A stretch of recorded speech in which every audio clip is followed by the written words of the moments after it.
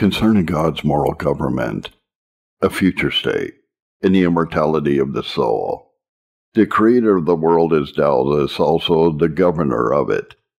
He that had power to give being to the world and set all the parts of it in order has doubtless power to dispose of the world, to continue the order he has constituted, or to alter it. He that first gave the laws of nature must have all nature in his hands, so that it is evident God has a world in his hands to dispose of as he pleases. And as God is able, so he is inclined to govern the world. For as he is an intelligent being, he had some end in what he did, otherwise he did not act as a voluntary agent in making the world. That being never acts voluntarily that has no end in what he does, and aims at nothing at all in it. Neither God nor man is properly said to make anything that is necessarily or accidentally proceeds from them, but that only which is voluntarily produced. Besides, we see in the particular parts of the world that God had a particular end in their formation. They are fitted for such an end, by which it appears that the Creator did act as a voluntary agent, proposing final causes in the work of creation, and he that made the particular parts for certain ends doubtless made the whole for a certain end. And if God made the world for some end, doubtless he will choose to have this world disposed of to answer that end. For his proposing the end supposes that he chooses it should be obtained. Therefore it follows that God will choose to take care that the world be disposed of, to the obtaining of his own ends, which is the same thing as his choosing to have the government of the world. And it is manifest, in fact, that God is not careless how the affairs and concerns of the world he has made proceed, because he was not careless of this manner in the creation itself, as it is apparent by the manner and order in which things were created, that God, in creating, took care of the future progress and state of the things in the world. This being established, I now proceed to show that it must be that God maintains a moral government over the world of mankind. Number 2. If it be certain that God is concerned and does care how things proceed in the state of the world he has made, then he will especially be concerned how things proceed in the state of the world of mankind. Mankind are the principal part of the visible creation. They have understanding, are voluntary agents, and can produce works of their own will, design, and contrivance, as God does. And the Creator looks upon them as a principal part of his visible creation, as is manifest because he has set them at the head of his creation. The world is evidently made to be a habitation for man, and all things about him are subordinated to his use. Now if God be careful how the world that he has made be regulated, that his end may be answered, and that it may not be in vain, he will be especially careful of this concerning the principal part of it, and in the same proportion that it is principal or superior in his own account to the rest. The more God has respect to any part of the world he has made, the more concerned he will be about the state of that part. But it is manifest by the creation itself that God has more respect or regard to man than to any other part of the visible creation, because he has evidently made and fitted other parts to man's use. And therefore God will not leave the world of mankind to themselves, without taking any care to govern and order their state. It is evident by the manner in which God has formed and constituted other things that he has respect to beauty, good order, and regulation, proportion and harmony. So in the system of the world, in the season of the year, in the formation of plants and of the various parts of the human body. Surely therefore he will not leave the principal part of the creation, about the state of which he is evidently, in fact, chiefly concerned, without making any proper provision for its being in any other than a state of deformity, discord, and the most hateful and dreadful confusion. Number 3, by what has been already said, God is most concerned about the state and government of that which is highest in his creation, and which he values most, and so he is principally concerned about the ordering the state of mankind, which is a part of the creation that he has made superior, and that he values most. And therefore in like manner it follows that he is principally concerned about the regulation of that which he values most in men, namely, what appertains to his intelligence and voluntary acts.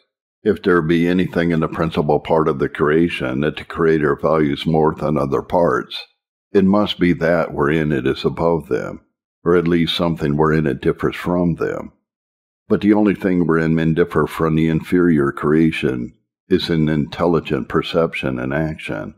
This is that in which the Creator has made man to differ from the rest of the creation, and by which he has set him over it, and by which he governs the inferior creatures and uses them for himself. And therefore it must needs be that the Creator should be chiefly concerned that the state of mankind should be regulated according to his will, with respect to what appertains to him as an intelligent, voluntary creature. Hence it must be that God does take care that a good moral government should be maintained over men, that his intelligent, voluntary acts should be all subject to rules, and that with respect to them all he should be the subject of judicial proceeding. For unless this be, there is no care taken that the state of mankind with respect to their intelligent, voluntary acts should be regulated at all. But all things will be remediously in the utmost deformity, confusion, and ruin. The world of mankind, instead of being superior, will be the worse, and the more hateful, and the more vile and miserable, for having the faculties of reason and will.